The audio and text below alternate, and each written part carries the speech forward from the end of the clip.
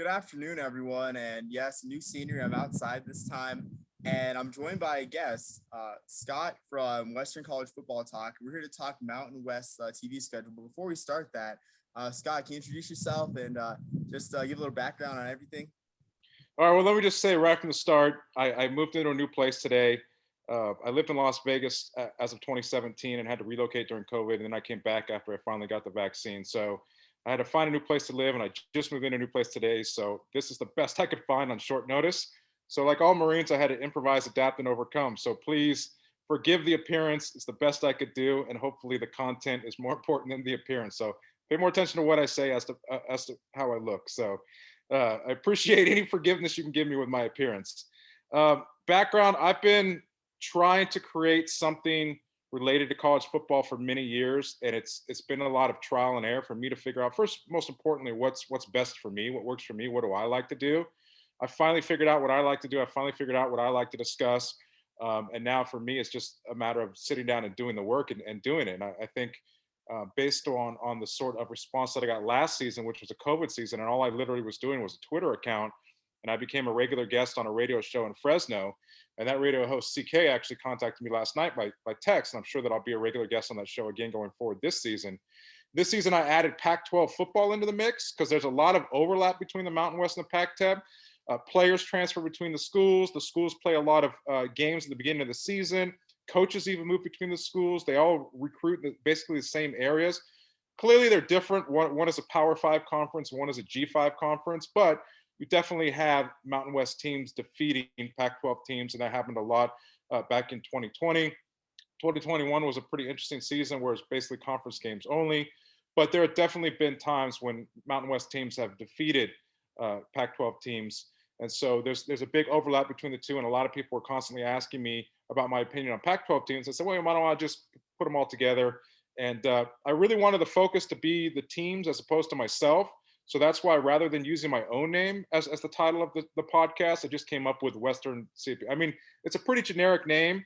I had some other ideas, but I thought, you know what, they're just coming across as kind of like cheesy or cute, and people might just sort of dismiss them and not take me seriously. So I said, all right, I'll just come up with a really generic name where I'm not going to have any issues with intellectual property rights, where nobody's going to claim that I'm, stealing trademarks or stealing copyrights or anything like that. So I'm like, I'll just make it really generic and call it Western CFB Talk. And hopefully people will realize it's not really the name that matters, it's the content that matters. And even again, my appearance right now, it's not my appearance that matters, it's the content that matters. So again, please forgive the appearance.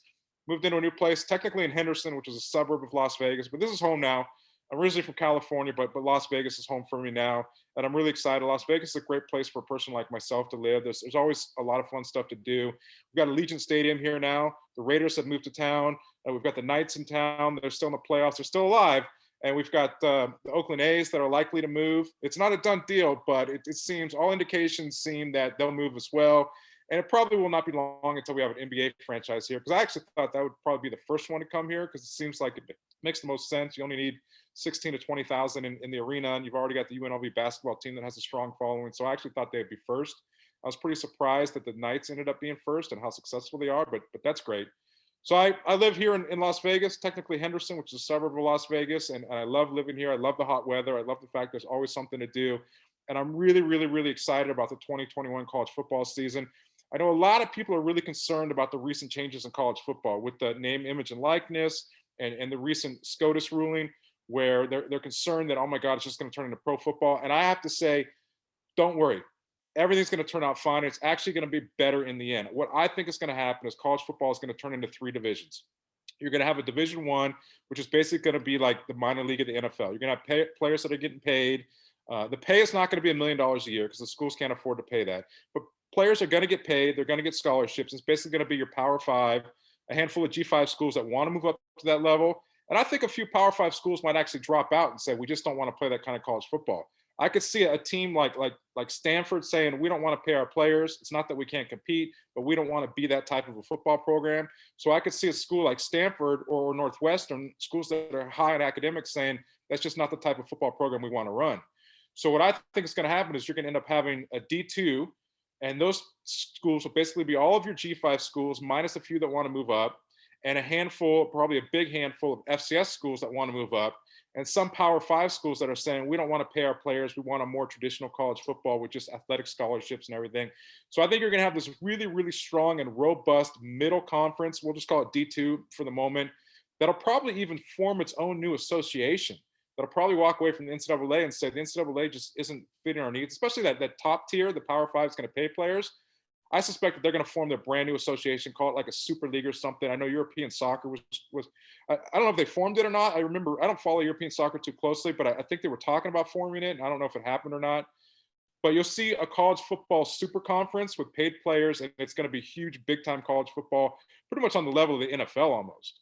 And it's going to be really powerful football, really high level football. And then below that, you're going to have a really strong level of football that's basically going to be like college football was before the money exploded. It's going to be scholarships, good treatment of players. It's going to be really strong football. Players are going to move on to the NFL, but they're just not going to get paid. They're just going to get a scholarship with good quality educational and health benefits. And then you're going to have a tier 3, which is going to be basically the same as D3 now, where it's non-scholarship and it's only going to be need-based financial aid, really, really old school traditional football. So I think in the end, it's going to be better for everybody because everybody's going to have a clear understanding of the type of program they want to be. You're either going to be a super program like an Oregon or an Ohio State or an Alabama that says, yeah, we're going to pay our players and we're going to be very open about it.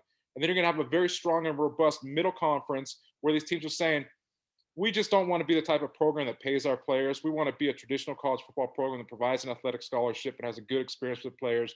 And then you're going to have a third tier where that's like your D3 now that says, we're just not paying players. We're not giving scholarships. We'll provide need-based financial aid, but football is really still just an extracurricular activity at our school. So I think ultimately everything is going to be fine in the end. Another thing that I think is going to be great is I think each one of these levels is going to have a real legitimate playoff for a national championship. It's not going to be this weird fragmented system where it's votes and some big wigs in some dark room somewhere are deciding who gets to participate.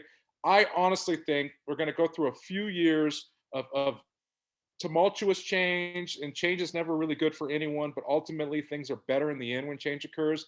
And I think after we get through this period of time, you're going to have these 3 different levels of college football, one with paid players, one with just traditional scholarships, one with unpaid, no scholarship D3. And I think it's going to be better for everyone in the end because everybody's going to have a clear understanding of the type of program they are. And there's not going to be any uncertainty going forward. And you're not going to have any fractured systems. You're not going to have any unfairness. There's going to be no competitive imbalance because everybody's going to be on the same page. So I'm confident that college football has a brighter future going forward than people think right now. I'm excited for really, yeah, like you said, college football in the near future. I'm glad you laid a framework because that's something that it's really missing in this time of uncertainty, like a framework, at least prediction of what's happening. So I'm glad you laid that out. I'm excited to see. I'm going to let my co-host Jackson on really quick. Okay. Excited to see what happens in the near future too. I am kind of concerned, I guess, like you say, with the Super League forming. I'm kind of concerned about like non-conference rivalries, but like really between the Group of 5 and the Power 5, there's not many of them that exist on a really early basis. So not sure if that's too huge of a concern, but I mean, we'll see for sure. And hopefully there's cross-divisional play. I do hope, like with the division layout that you set up, I hope that you laid out, I do hope that there is cross-divisional play for these occasional games. And I think it'll still exist like we have it today. Like today you have a UC Davis playing Stanford. And UC Davis has actually beaten Stanford in the past when Stanford was not too good. Stanford now has a really high quality program, but UC Davis actually beat Stanford in the past, which should never happen. I mean, no offense to UC Davis. UC Davis is a great school, and I was even recruited by them out of high school. So no offense to UC Davis, but on a college football program level, they shouldn't be competitive. It should be really just an easy win for Stanford. So when you have the UC Davis's win, or the Cal Polys, or the Southern Utahs beat Power 5 schools, that looks really bad for the Power 5 schools. That should never happen. So I think going forward, you're not going to have as big of an imbalance. You're not going to have these super conference teams playing the UC Davises and the Sac States out here because I think that the gap is going to get even wider. But I think you're going to have these super conference teams still playing schools like Mountain West schools where they're saying, all right, we're in clearly a higher level, but it's not so far extreme that these two teams can't be competitive. I still think that even with that difference, you're still going to have some rare upsets. They're just going to be more kind of like the rare upsets of an Appalachian State over Michigan. You're not going to see a lot of them. You're not going to see a lot of Mountain West teams. You're not going to see Mountain West teams defeating 9 super conference teams in a single season. Maybe you'll get one. So going forward, those games are still going to exist. And let's be totally honest here, they're going to exist for financial purposes.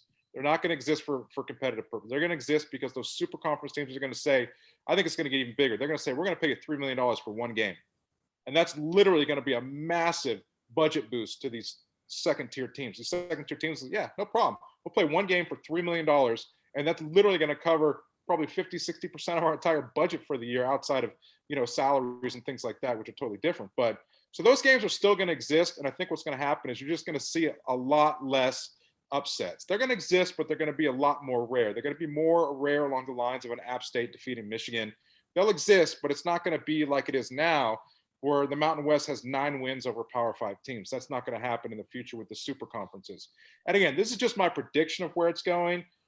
Given all of the money that's involved and all of the people that want the money to continue flowing to them, I think that's going to end up obstructing the process. A lot of people are going to say, hey, I'm on board as long as I'm getting paid. It's literally identical to the situation with sports betting and cannabis. Everybody opposes cannabis until they get in on it. I mean, you've got hardcore conservative politicians, and I'm going into politics like I said I never would, but I'm just using it as an example. So you've got hardcore conservatives who say, I'm totally opposed to cannabis, until they get put on the board of a Canadian cannabis company, and then suddenly they're in favor of it. So I think the same thing is going to happen with these super conferences. People are going to say, hey, I'm opposed to it, and they're going to give you all sorts of extraneous reasons that are not the real reasons. The real reason is they just want a cut of the action. That as long as they're still getting a cut of the action, suddenly they're going to start supporting it. So the obstruction, the impediment that may occur with this new 3-tiered system that is sort of a framework that I gave to you, which I think that ultimately is where it's going to go. It seems like it makes the most sense. The thing that could prevent that from happening is people's own self-interest. People in the process saying, hey, wait a minute, I'm losing money. Because I'm losing money, I'm stopping this from happening. But if I get money, and especially if I get more money, I'm all in favor of it. So that's really what's going to prevent the progress is people stepping in and saying, I want to get paid. As long as I'm getting paid, I'm in favor of it. But if I'm not getting paid, I'm going to stop it. So that's what's going to prevent this from happening. If we can deal with those people in some way, either satisfy them financially or literally just cut them out and say, hey, you're obstructing the process. We can cut them out in some other way. I think college football ends up ultimately being better in the end. Yeah, that's a good prediction for sure. Jackson, we were talking about NIL, name, image, likeness, the recent SCOTUS ruling and everything. Do you have any thoughts on the future college football that holds? I know you're a huge Gators fan, and there'll be the players definitely, the Gators players will definitely be swimming in the dough in the near future. Oh yeah, for sure. I mean, it's a good thing for college football in general, and I think I forget which Supreme Court justice it was. That's irrelevant, but talked about it would be illegal if it were in any other industry by now. So I think it was Kavanaugh. Yeah, I think you're right. Actually, I think it was him. Yeah, that's right. But so I think it's good for college football. It's great for the players. And obviously it's great for the players. And if we were to see, because there's been rumors of if the XFL grows enough, we're going to see that become a prep league and stuff like that. Just deflates anything like that. Keep the XFL what the XFL will be and not be a prep league. Have the traditional development system, and that'll be awesome to see. So, I mean, I've always used the argument of I go to Texas Tech, right? If I wanted, and this is a very oversimplified example, but like if I wanted to sign a Texas Tech mini helmet and sell it, no one would want to buy it, but I could do that. There's no reason that college guys should be able to, or that players shouldn't be able to do what other students are able to do in the first place. Yeah. I think the rules should just be the same for college athletes as they are for every other student. You've got musicians, people that are on music scholarships at schools. They're free to sign recording contracts and stay in school. You've got people that are on art scholarships at some schools, especially like graphic arts and stuff. They're free to sign deals to create comic books or movies or whatever else. So why shouldn't student athletes or athletes in general be able to do the same thing? And the notion that suddenly that they're all going to become millionaires is just not reasonable. No. Sure, a few of them, the Trevor Lawrences out there, yeah, sure, they're going to make some really good money. But the vast majority of these players are going to try to build a personal brand. And I hate to be the bearer of bad news. It's going to crash and burn. It's just not going to work. And they're going to find out, they're going to come in thinking that They're going to make it really, really rich, building a personal brand, and it's going to crash and burn because they're going to find out that they're basically a dime a dozen. And it's not to say that they're not talented. It's not to say that they're not great people. It's just to say that there is a huge market out there for personal branding. And for you to separate yourself from everybody else and for you to create a personal brand that's profitable is extremely difficult. I mean, it's basically the same as moving down into Hollywood and saying, I'm going to become a superstar. There's 1,000 talented people that arrive every day and never make it. And it's not because they're not talented. There's so many other factors that come into play, knowing the right people. These personal brands are never going to take off until they get onto mass media. If they're not getting mass media support, if they're just on Twitter and Facebook and Instagram, it's probably not going to go anywhere unless they take a really high risk approach and do something shock jock related, which I would not advise them to do. If they do something that's really high risk to try to get attention, they could end up ruining their reputation. They could end up tarnishing their reputation.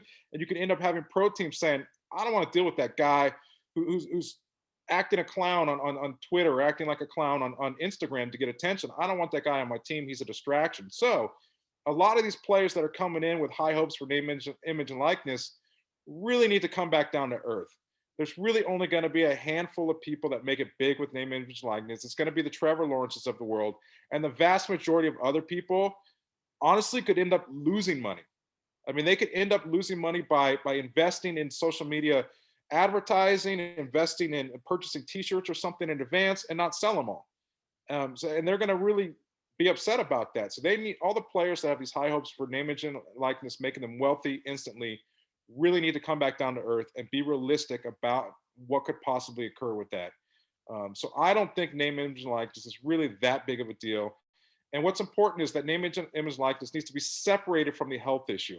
A lot of people are trying to commingle the health issue with name, image, and likeness and say, oh, our university can't afford this because this health stuff is, you got to separate the two. Name, image, and likeness cost the universities literally nothing. It costs them zero. It literally costs them zero unless they decide to provide some personal branding consulting, which they are not obligated to do. All these universities, you can say, hey, you know what? You're free to do your name, image, like thing on your own. Costs the university absolutely nothing. All the people that are saying that the universities can't afford this and it'll end the non-revenue sports are commingling the health issue. If you bring the health issue in and say, hey, we have to provide long-term health care for these people, which I agree with, by the way, I think they should, that ends up making it unaffordable for the school. So as long as you separate the two and you say, all right, name, image, and likeness, we'll discuss that separately, that costs universities nothing, literally zero, unless they decide to provide some personal branding consulting. And even that, it's not going to cost the university more than the cost of a single scholarship. Probably going to cost them less. They're going to spend no more than $20,000, $30,000 on consultants, and they could probably only spend $5,000 on consultants per year, unless they want to really get extravagant.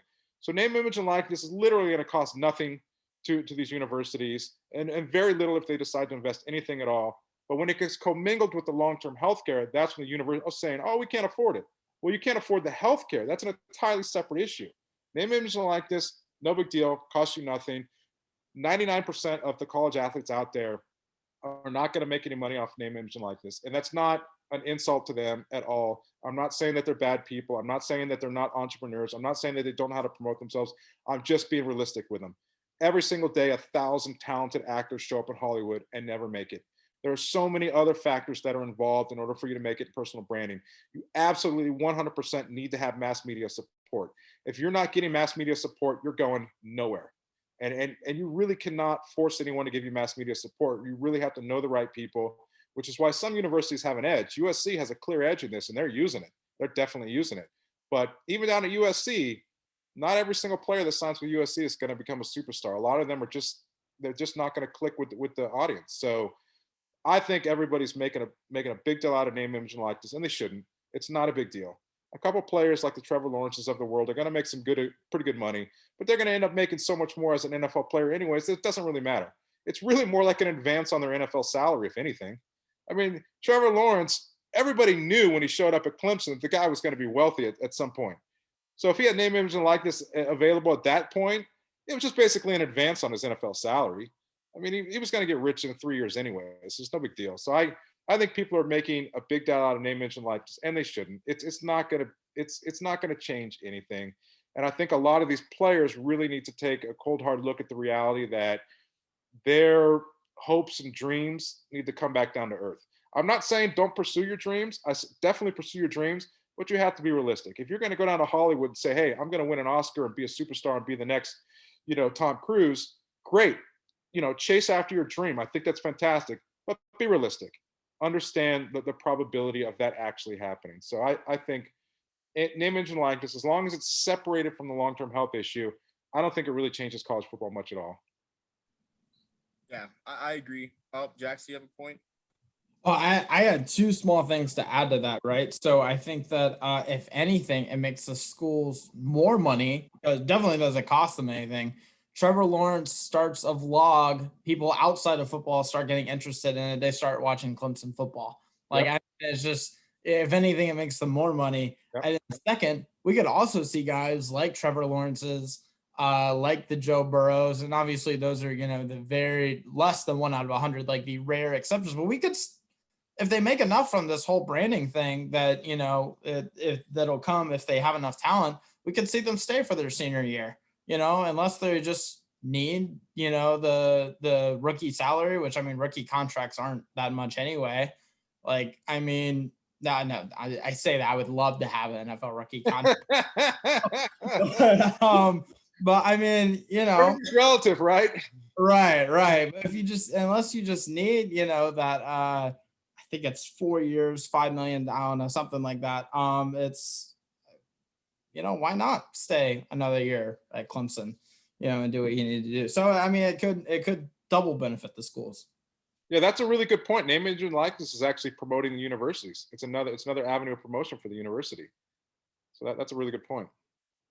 Yeah. So speaking of mass media and promoting universities, there is one conference, excuse me, one conference that has released almost their whole schedule, and that's Conference of Your Expertise, Scott, the Mountain West.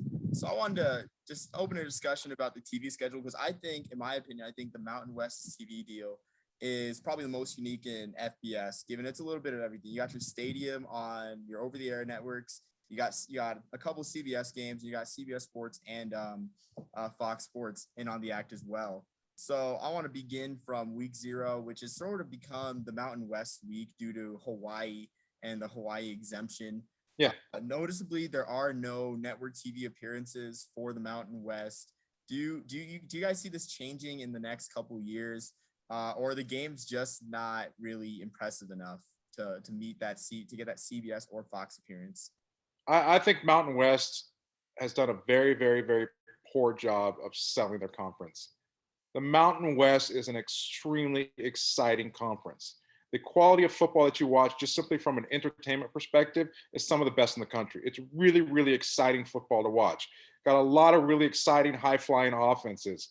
You've got a lot of players that are really talented players that chose Mountain West schools because they wanted to get more playing time that could have easily been at Power 5 schools. So Mountain West football, simply from an entertainment perspective, is extremely exciting. And then you got to think about the locations of these teams. They're not selling locations of the teams either. You've got Hawaii, you've got Las Vegas, you've got San Diego. You're not even selling the locations of the teams. These teams in the Mountain West are in absolutely beautiful places, absolutely awesome places that should sell themselves, especially from a road trip perspective. How can you not sell Hawaii? How can you not sell Las Vegas? How can you not sell San Diego? How can you not sell Colorado Mountains?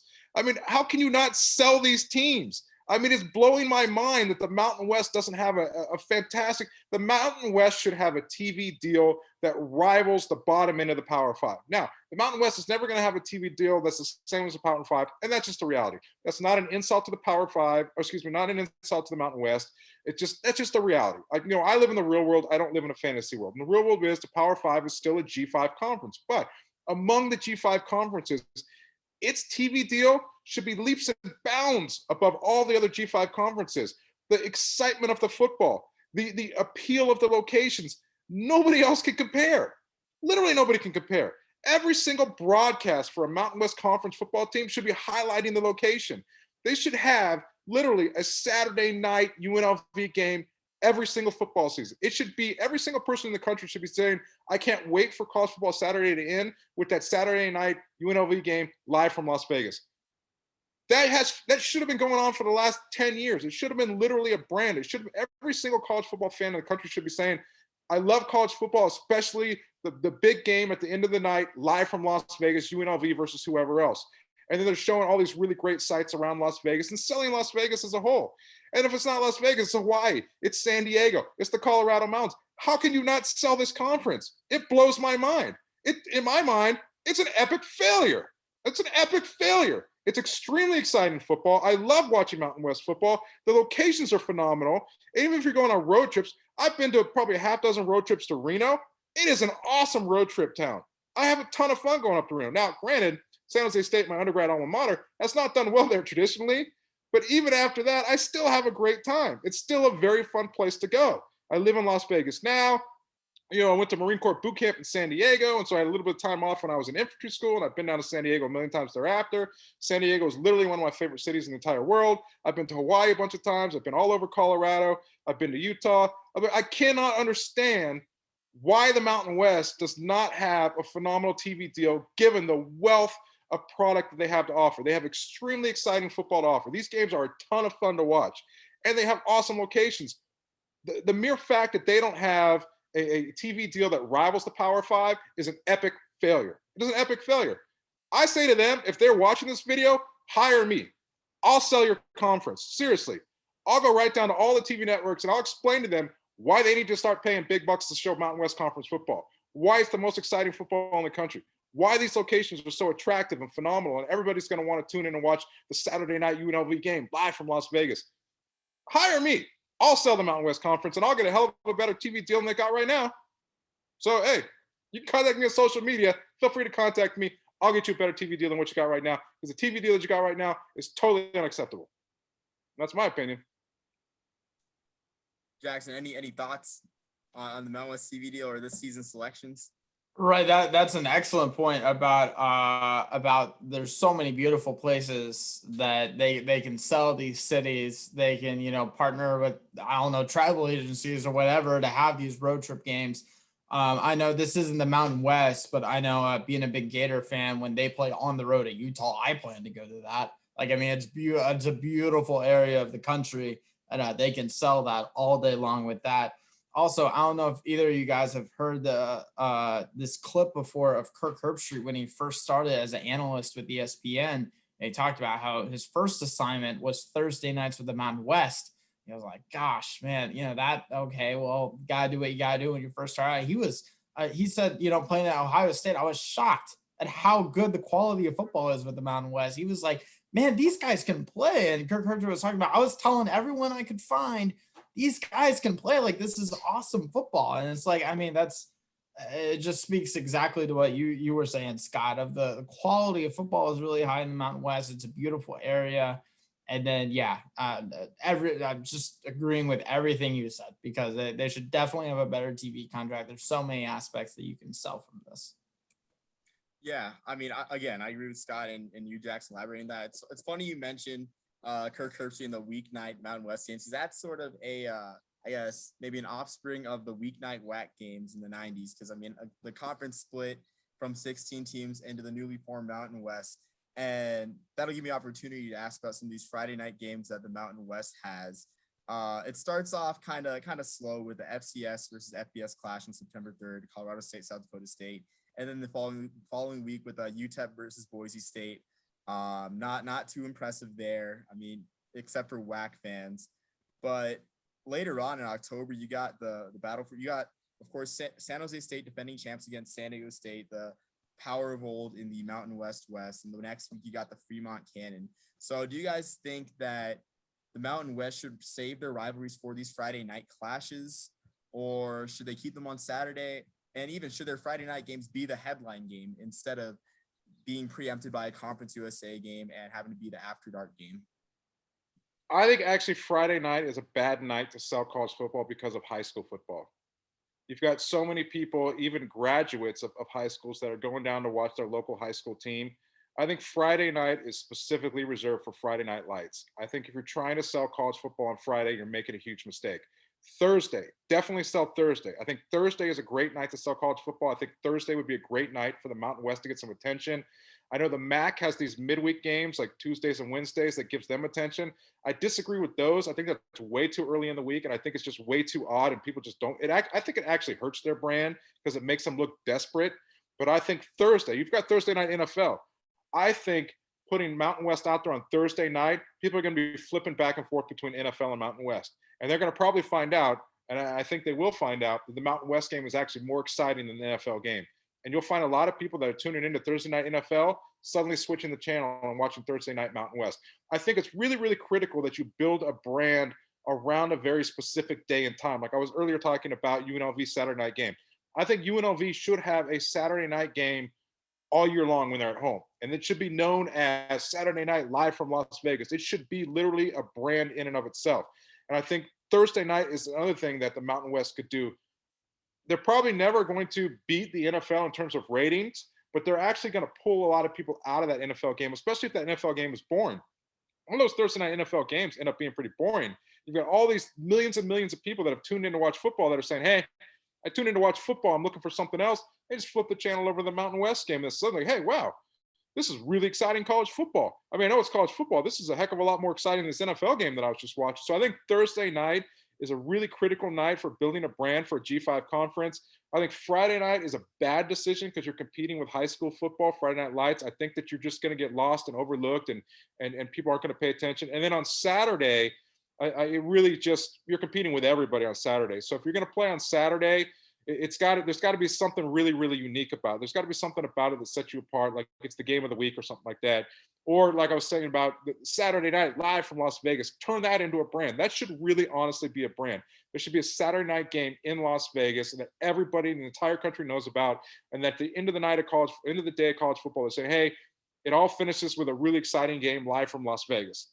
So Thursday night, yes, definitely build that brand. Try to draw some fans out of Thursday night NFL football. Try to create a brand around Thursday night football. Stay away from Friday because you're competing with Friday Night Lights in high school. You're not going to get a lot of audience, or at least you're not going to get a lot of people that'll tune in for the full game. And then on Saturday, you got to have something that separates you from everybody else. I think one thing that would separate the Mountain West from everybody else will be a Saturday night capstone game live from Las Vegas. And really highlighting Las Vegas as part of the whole broadcast, creating that Las Vegas excitement around the game. I love that point about Las Vegas, that they can really sell the city with that. And you don't think, yeah, it's Las Vegas, but you don't, it's UNLV, you don't really think of like it being like Vegas though. When that first pops in your head, that should be the first thing that pops in your head is it's Vegas. It's Vegas's college football team. Yeah. One thing that with the time zone difference, honestly, I think it'd be pretty cool if because you can only pull so many people out of that NFL market. I think it'd be pretty cool if they stagger it. If you have a late kickoff. Yeah. I know as someone who watches I'll have the college game on too, whatever college game. I watch Thursday night football, NFL every week. I know I would flip on as opposed to TNF post game. I know I would flip on UNLV football right after, if not before, especially if it's boring in the fourth quarter, like a lot of these TNF games, because it's a primetime game. It's not SNF or MNF by any means. So I would love to see kind of a staggered kickoff even. But yeah, that's a great point about UNLV. They should build that brand. I mean, they are missing out for sure. Yeah, no, I agree with that point as well. I think it's kind of hard with Thursday because the one thing that gets in the way of a late kickoff are the fans. And in this TV deal, the Mountain West did try to cater to the fans, at least local fans, with these kickoffs, which is why you see a lot of, like, frankly, 9:30 kickoffs, 9 p.m. kickoffs, which are kind of odd, but they cater to the Mountain Time Zone fans for sure. But Thursday, I mean, it would help if they were to work more with Thursdays. It would help, I guess, if CBS Sports Network were broadcasting more Thursday games. I didn't really see many Thursday games in general, Conference USA, MAC, and Mountain West on their side. With Fox Sports 1, same thing, because I mean, again, they don't want to have two competing, I guess, products with Thursday night football on their Mountain West game for sure, or a Mountain West or a college football game in general for sure. So another question I want to ask is just looking at the network TV choices. So every year the Mountain West will get three games on CBS and indeterminate amount on Fox, on Big Fox itself. The three games were kind of curious for me because you have they're all pretty much like big noon kickoff games. You got September 25th, Boise State against Utah State out at Logan, Utah, and that's going to be at 10 a.m. Mountain Time. You have the Army Air Force game, which that one wasn't a surprise to me, but that one's going to be at 10:30 a.m. Central Time, local time. That is out there at Globe Life Park in Texas. And then you got on Black Friday. This one was the biggest surprise for me because on Black Friday you have Boise State, San Diego State. When that same day they got Arkansas, Missouri as the later game. So do you guys think there's a future for? Well, first off, I want to say just looking at the schedule too. I think I'm pretty surprised, frankly, that CBS didn't pick up Iowa State UNLV, especially with all that Iowa State has returning. You got two bona fide Heisman candidates in Brock Purdy and of course Breece Hall, and then Iowa State's a brand in the Big 12 now with Matt Campbell, the Soup Man. I'm surprised they didn't pick that one up for CBS, as well as maybe earlier in the season with Vanderbilt, Colorado State, because I mean CBS doesn't really do early season SEC games, so that's an easy slot there. But to my question there, any surprise with the CBS selections, and do you guys see a future with the Mountain West catering to the early afternoon audiences, even though that is horrible for the fans, debatably? I think CBS just took the easy way out. This is the no risk schedule for them. They're like, we'll take 2 Boise State games and 2 military academies. This is the no. I mean, Utah State had a very difficult season last season. Got a new head coach. They're transitioning. They've signed a ton of transfers to the portal, so I think they're going to rebuild very, very quickly. But let's be honest, they were not a good football team last season. And Boise State, despite the fact that they lost the Mountain West Championship to San Jose State, still has its prestige throughout the nation. So I think, and then the military academies have literally an international audience. It's not just it's an international audience, right? I mean, this is probably picked up on Armed Forces Network as well, I would assume. But you've got Air Force, officers and enlisted. You've got Army officers and enlisted throughout the entire globe who tune in to watch these games. So choosing 2 military academies was a no-brainer. And I think with the other 2, they're just like, oh, we just want Boise State and somebody else. So that's no offense to Utah State. Again, it's Utah State has had a strong problem for many years, but they struggled mightily last season. They really, really had a bad season, but I think they're going to bounce back very fast. San Diego State is always really strong. So the Boise State versus San Diego State, that's a great game based on history, based on tradition, and an absolutely terrible time. I mean, I remember one time when I think it was Stanford played at Northwestern at like 7 a.m. or something crazy like that. These 9 a.m. kickoffs in the Pacific, which means the players basically have to wake up at about 5 a.m. These are garbage. I mean, they're absolutely, I mean, the only people who are going to watch these games are the really hardcore football enthusiasts like myself. Like, I'll wake up in the morning and watch this game, and I'll be very excited watching these games, right? Because, I'll wake up at 6 a.m. and watch college football. I'll wake up at 4 a.m. and watch college football, right? But I'm not like your typical college football fan. The typical college football fan is not even going to tune in until halftime. They're going to miss the first half of this game. And even if they are watching the first half of the game, they're not really paying attention because their morning is just kind of getting started. So having these games this early in the morning, especially this 9 a.m. start, that's just a total waste of an opportunity. Total waste of an opportunity. In terms of which they selected, it's obvious they took the safe choices. They took 2 military academies and 2 Boise State games. It's pretty clear that CBS went with the no-risk strategy. And they really, you know what? They lost out. They could have had, again, no offense to the military academies, no offense to Boise State, they could have had better games. And they could have had better selections. I think this is really a missed opportunity for CBS. Yeah, I do agree with that. And again, yeah, San Diego State, like I do like the feel of like making that a rivalry for the league, with that being on Black Friday. But again, like why not switch the Arkansas Missouri game, which has been a stinker for the past few years, if I'm being quite honest, on Black Friday? Why not move that to 12 o'clock and move to 3:30? Even like maybe make it a night game, because nighttime on Black Friday, like you got the Warren I-4, which hasn't been relevant in a few years and usually isn't if you look at the rivalry's history. I mean, maybe Virginia Tech, Virginia, which again hasn't really been relevant except for maybe 2019 when the ACC Coastal was at stake. I mean, again, I see a missed opportunity as well with these CBS selections, and I do understand picking Army, and Air Force, because the service academies are CBS entities. I mean, I don't really blame them there, but just the missed opportunities. Like you got a Big 12 team coming to Las Vegas, NFL Stadium.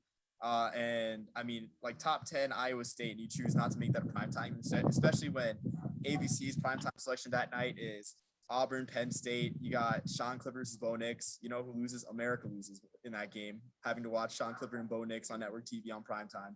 So again, I guess I'm ashamed too. I'm ashamed for week 0 at CBS not picking any games there. Maybe not so much Southern Utah, San Jose State in week 0, because again, FCS, FBS, I mean, yeah, I guess that would be a waste of a TV spot, but why not UConn, Fresno State? I mean, UConn's they kind of have a brand, but that's a piece of the New York City market. Fresno State, I mean, you got David and Derek Carr and Devontae Adams, but I mean, it's something, because what else are they going to broadcast on a Saturday afternoon in late August? I mean, yeah, I think it's just ultimately, I would call this main CBS schedule of these 3 games just a real missed opportunity. I really like the Boise State San Diego State game. I think it's a great matchup. My only disagreement is the kickoff time. I think if you make that a noon kickoff, then that's a win for them. I think CBS wins if they have Boise State at San Diego State on a noon kickoff.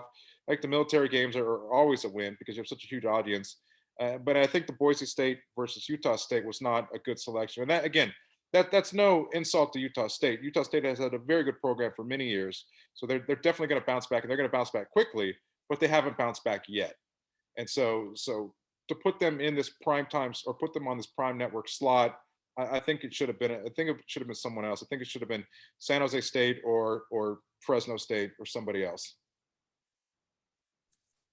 Yeah, I agree, and also too with Fox, I'm surprised that there aren't any network slots for Boise State, because I mean they got their separate deal, and much less the rest of the league. But Boise State, especially the Saturday on the September 9th, 18th game, I'm not sure what Fox picked for that game on the 3rd week, because the first weeks came out. But you got Oklahoma State, a strong Oklahoma State team, and Boise State on the blue turf.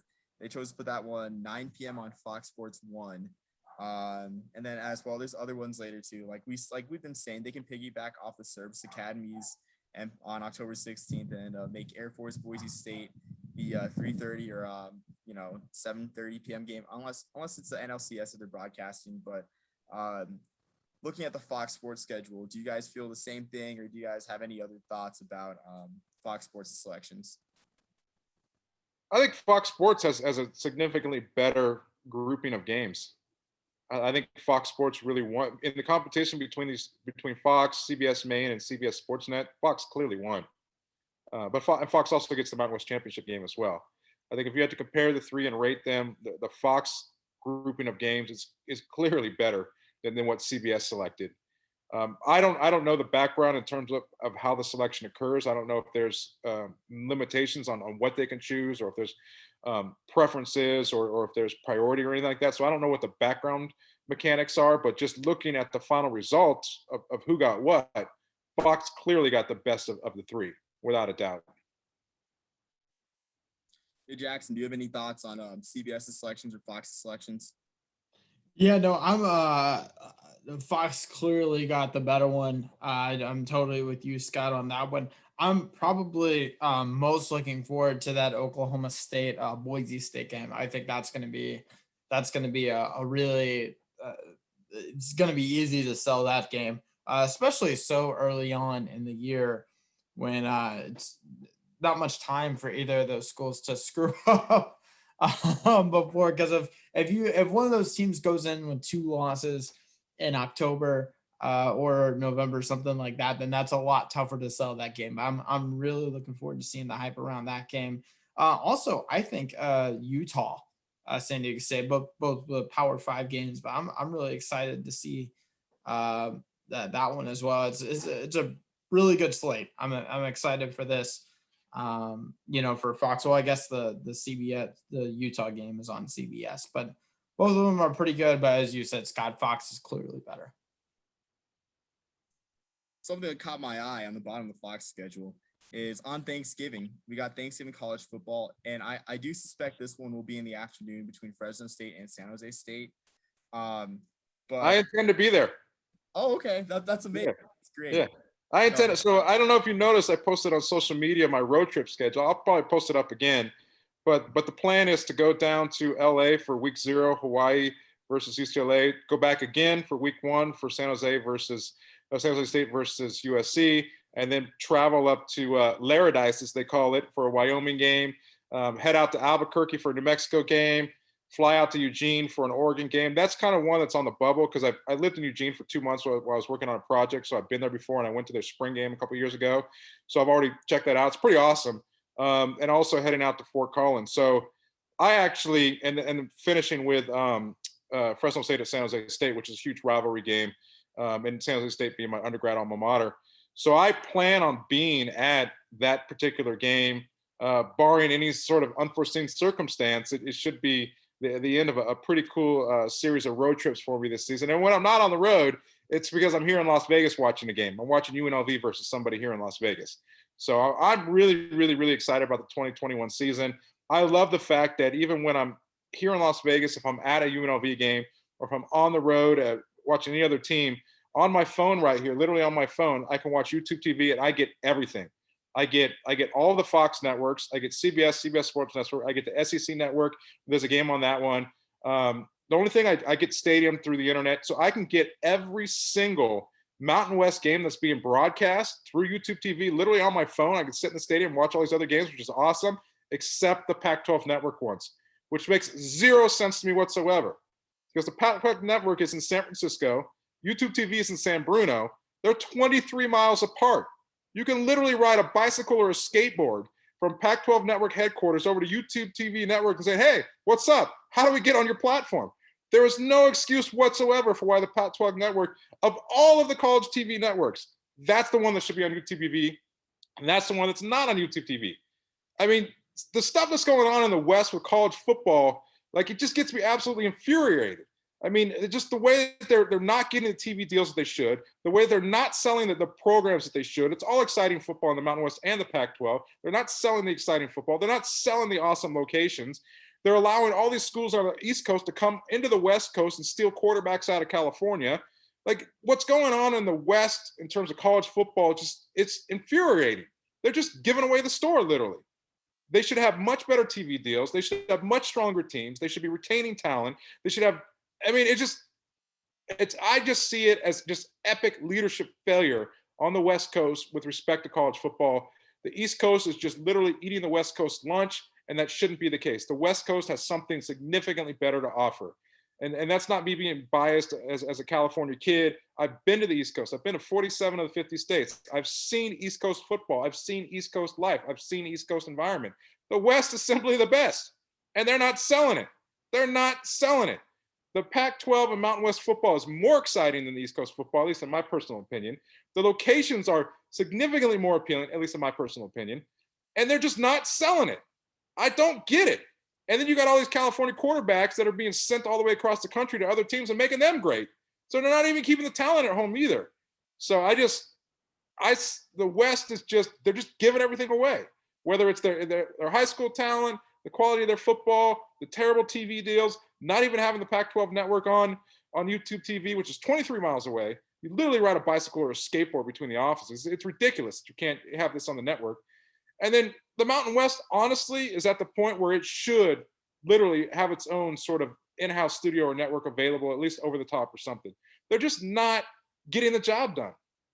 Just all around on the West Coast, with respect to college sports, I just see epic failures. They're not optimizing their opportunities. And it's infuriating to see such waste occur. But that's my rant for the day. Yeah, no, I agree for sure. Because I mean, you got brand name programs, Boise State, the Hawaii's. I mean, especially the 07 Hawaii team with the late great Colt Brennan and all. As we draw near to a close, excuse me, to the TV talk. Do you guys see a future with the Mountain West on Thanksgiving? Because I know a couple years ago we had Colorado State versus Air Force, and this year we got the battle out in the Valley with Fresno State and San Jose State. And I can see, I think honestly the battle for the bronze boot would make a lot of sense on Thanksgiving, Colorado State, Wyoming. Do you think that's a strategy that the Mountain West should approach, or is Thanksgiving just too late? Is it too late to get to Thanksgiving, try to own it because of the NFL and possibly the Egg Bowl as well? I think they just save at least one high quality rivalry. It's going to be really, really difficult to compete with the NFL because everybody on Thanksgiving Day, it's just NFL Day. That's the way that people associate it. kind of like Christmas Day in the NBA. Like everybody associates a particular sport with a particular day. So it's going to be difficult. But I think, kind of like our prior discussion about the Thursday night football, I think that there's such a hunger for football and pardon the pun, such a hunger for football on Thanksgiving Day that everybody, even after they finish watching the NFL games, is still going to be hungry for dessert. They're still going to want some Mountain West dessert, and the Mountain West dessert can be very, very delicious. So if you have a main course of NFL football on Thanksgiving Day and follow it up with some Mountain West dessert, really tasty dessert, like a really high quality rivalry game, like you said, Wyoming and Colorado State, the border war, or Fresno State and San Jose State, or any one of the many great rivalries. If you save one great rivalry to the end, I think that's a win for the Mountain West, as long as they don't conflict the schedule with the NFL game. As long as they put it after the game and just even like literally sell it as Thanksgiving dessert. Like literally say, you're getting your meat and your turkey and your potatoes with the NFL, but tune in for Mountain West dessert, because it's gonna be delicious, right? I mean, even selling it, kind of tying it in with the Thanksgiving theme. I mean, seriously, this is why the Mountain West needs to hire me to sell their product, because they're just not doing it. I mean, seriously, Mountain West, give me a call, reach me on social media. You're not selling your product. Let me sell it for you. I'll get you a better TV deal, because what you've got right now just ain't happening. You're just not getting the job done. So either correct it, or I'll just come in and fix it for you.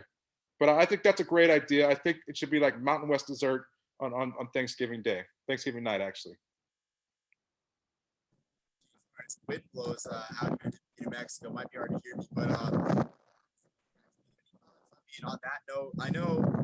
Do you think that the Egg Bowl, in terms of college football and Thanksgiving, do you think the Egg Bowl has a sort of unclenchable hold on Thanksgiving? I know we've had a couple of great games, especially like the Bowl out of 2019. But I want to know your thoughts, Jackson, on whether the Mountain West could sort of compete on Fox or CBS Sports Network.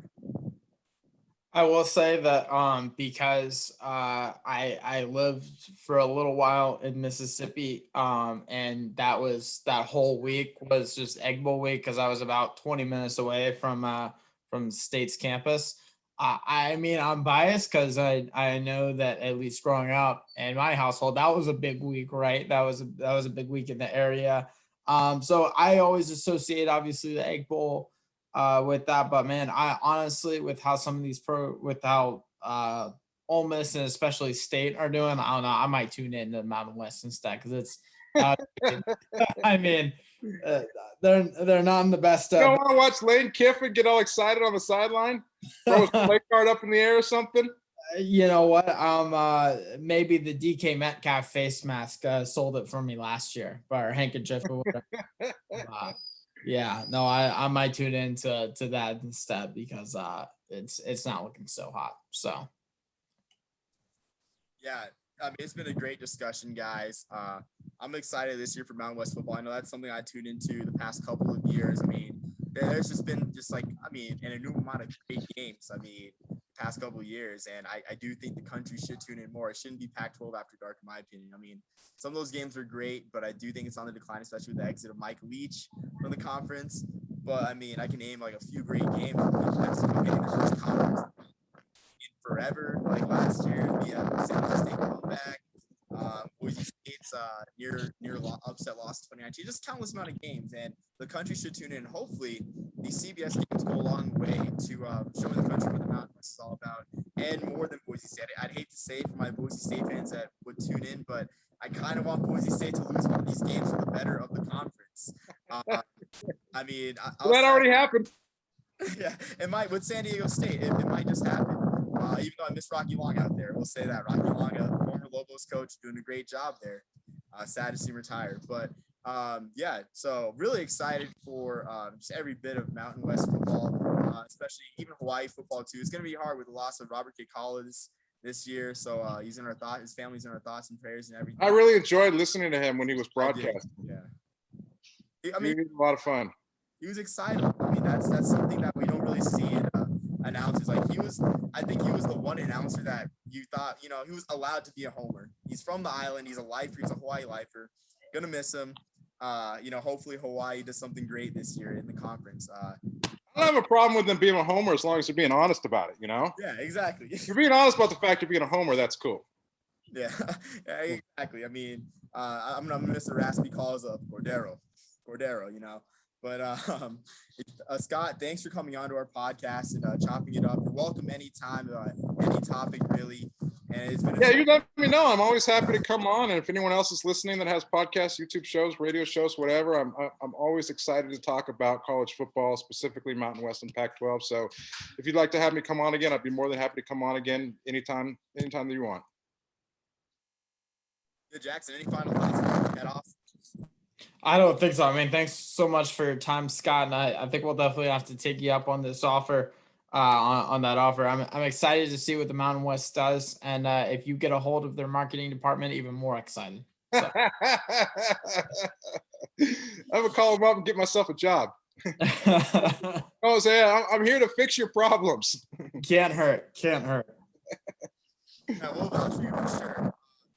But unless anyone has anything else to say, thank you again, Scott. As always, me and Jackson are here. Not so much hardware this time. Maybe television hardware. That's what we're talking about this time. But until next time, peace out, everyone. Definitely. Thank you. Bye-bye.